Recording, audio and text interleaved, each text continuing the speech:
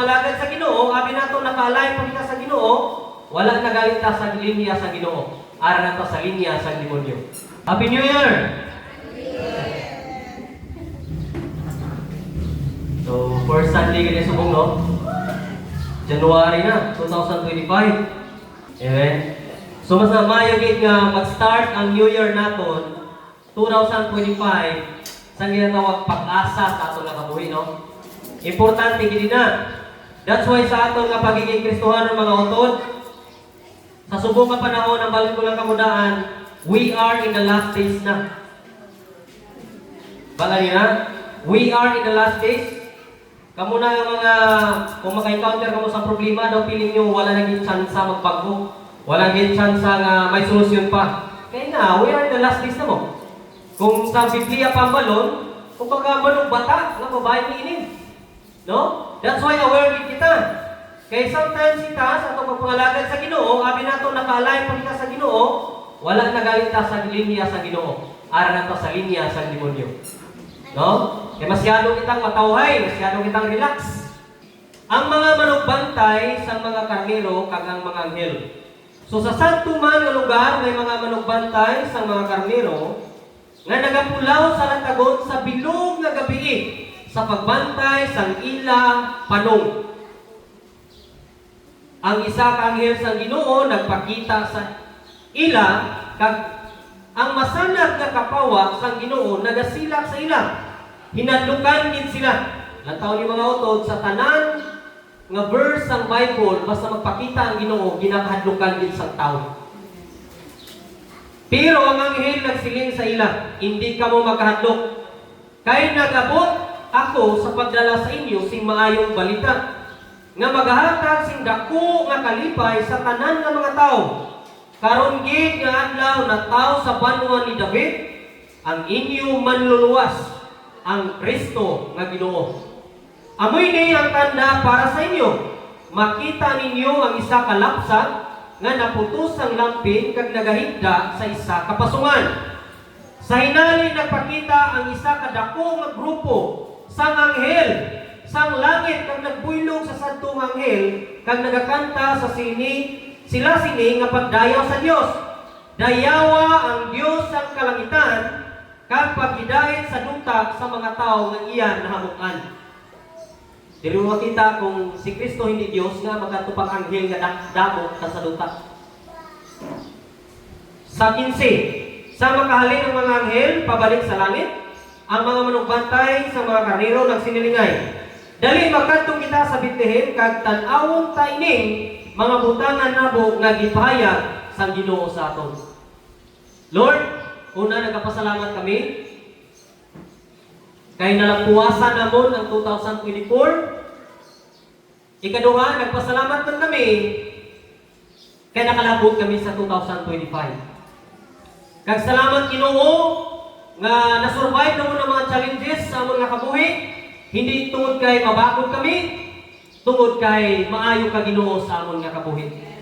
Salamat Lord nga may pagatapuson kag may pagahumanon kapagid sa among nakabuhi habang ani kami sa sininga kalibutan. Lord, uyaki, alalay kami. This 2025, even the rest of the year sa among nakabuhi. Ginasalig namon dira sa imo. Sa ngalan ni Jesus.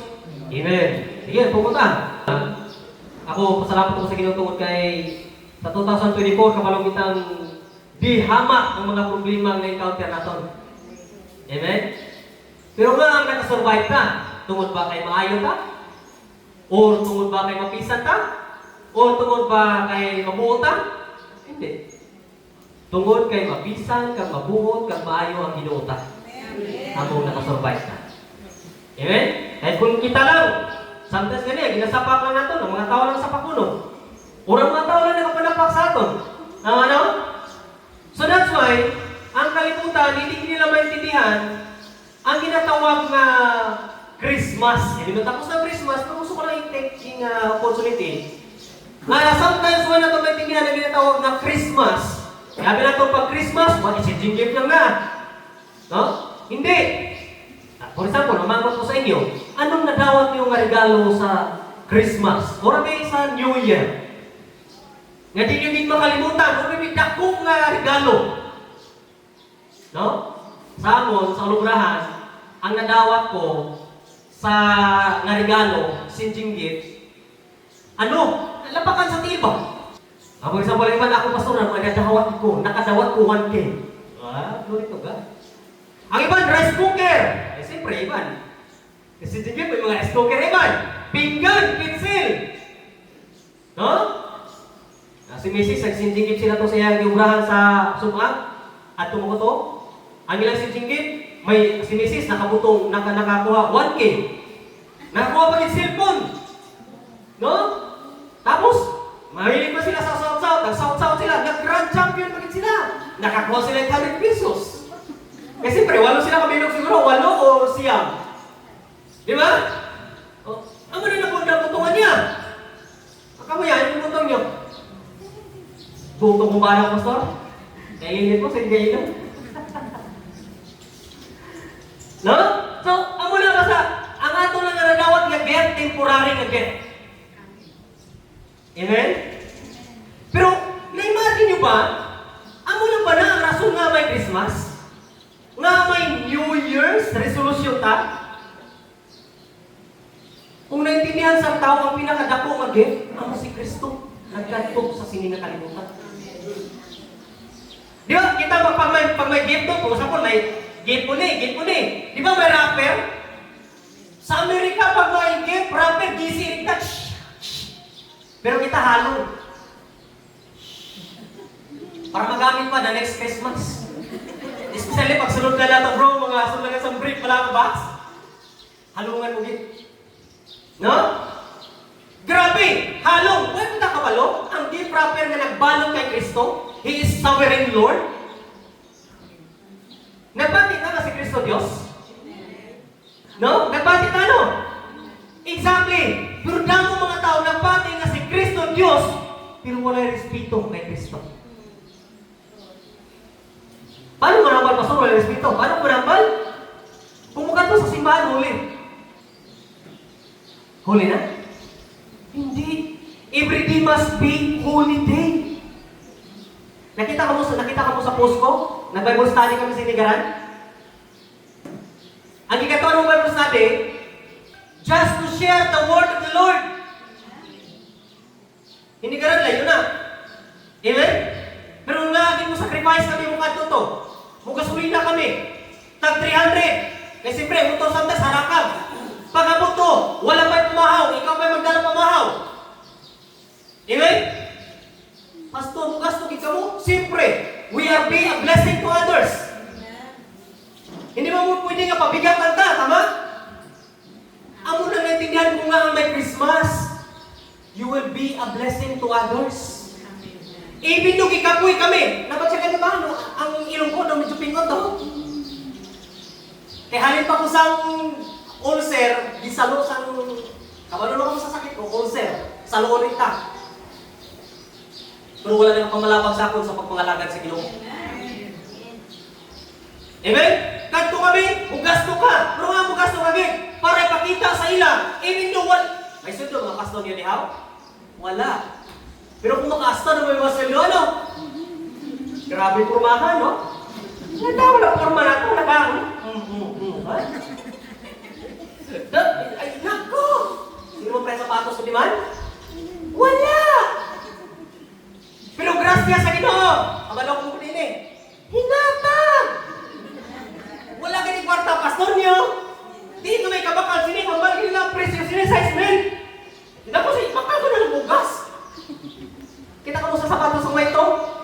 Ano daw? Guma. Utangan ko lang sa kiwi para hindi halata pa. No?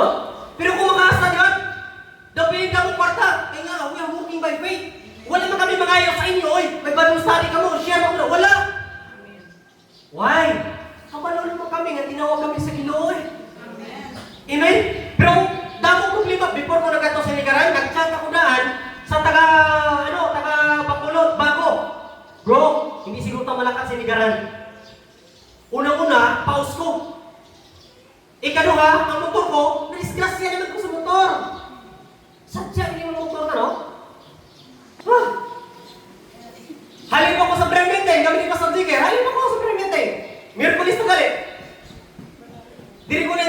Grabing gugma ni Kristo sa buhay ko. Saan pa ko sa motor? Jesus name. Pero nagputang lang ko sa tubang sa motor ko. Ang tricycle dito naglupad. Pati ang driver, buka ko ng driver ko. Pero ako, dinala sa tunga. Ano ko na ako pa pinapungko. Hambal sa tricycle driver. Riktado yung tricycle driver. Dako nga lalaki na ako. Baka nga mo. Sa'yo, hubog ka?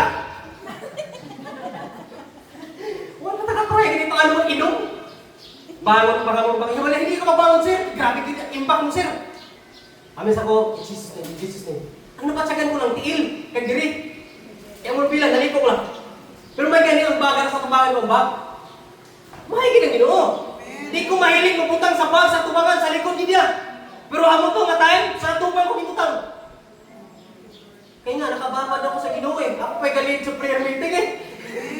Ako pa'y galit sa prayer meeting sa banan. Oo. Salpak, bang. Pero wala ko napatsaga na. Bangon ko rin tambal, hindi ko ako sir, tawag na ano. Kaya wala, okay na po. Amo mo na deal ko. Okay lang ah. Amo na, okay lagi. Amo ko na, okay. Wala yung problema. Wala yung problema, pero magliko ko na. I-Jesus name, na mo yung lapag musok ako.